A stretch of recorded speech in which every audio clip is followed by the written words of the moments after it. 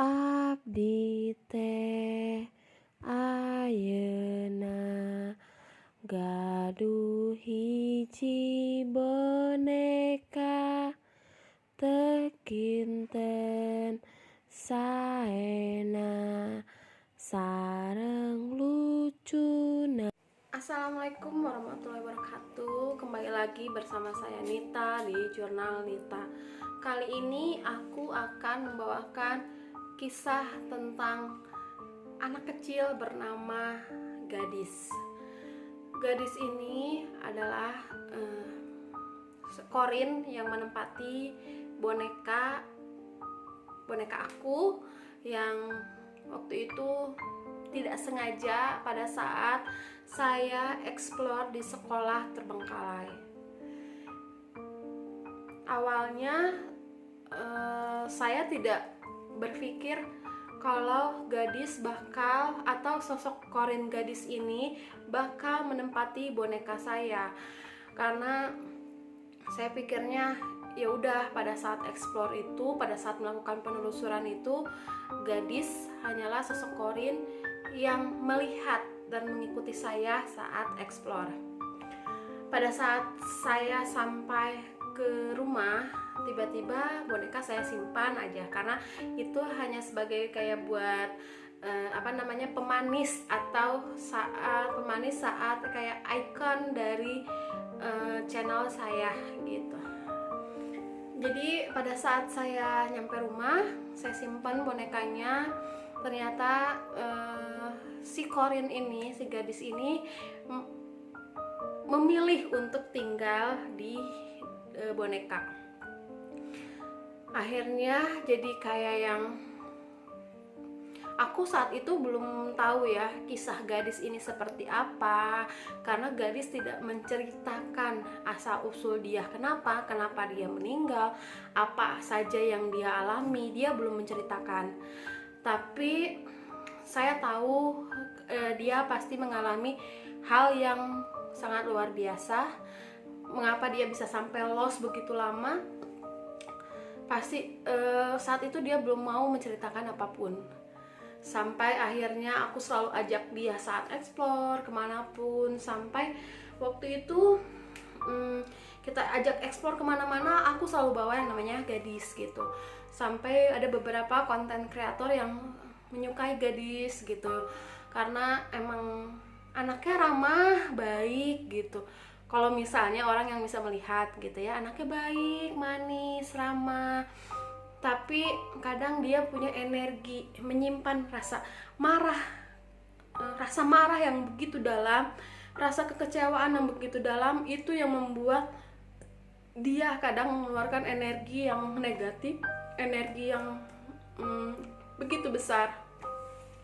Sampai suatu hari Gadis berani menceritakan kenapa saya bisa lost seperti ini. Jadi Gadis itu anak berumur 7 tahun.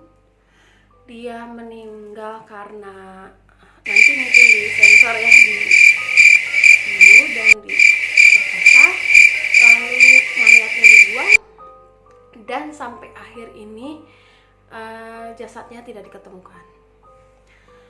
Untuk anak umur 7 tahun ini begitu miris ya, apalagi dia bisa sampai lost begitu lama. Dia menyimpan rasa marah, rasa kekecewaan, kenapa harus saya.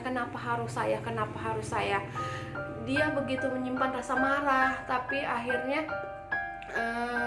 dia mungkin karena kita selalu bilang kita tidak bisa bantu apa-apa, kita hanya bisa mengirimkan doa, mengirimkan Al-Fatihah.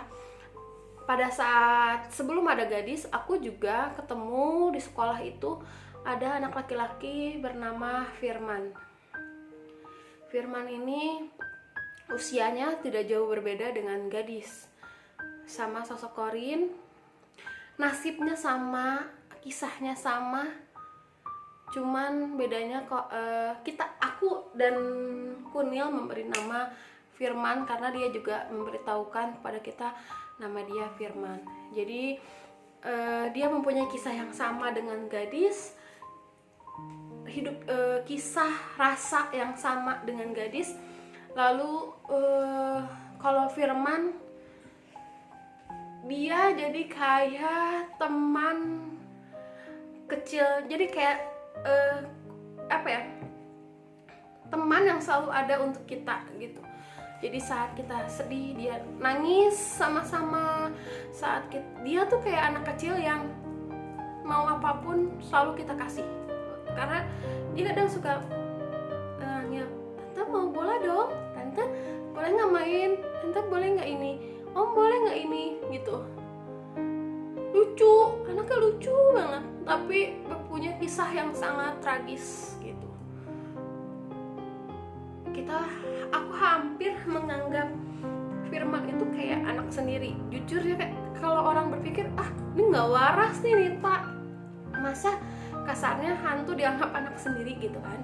Tapi kayak untuk Firman, gadis, mereka adalah teman aku, selalu ada untuk aku. Kecuali Firman itu dia sudah pergi ke tempat yang lebih terang, karena terakhir jasadnya telah ditemukan. Jadi dia sudah berada di tempat yang jauh lebih tenang, jauh lebih biar dia nggak lost lagi. Saat Firman pergi, waktu itu saya sedang explore di salah satu hotel yang terbengkalai.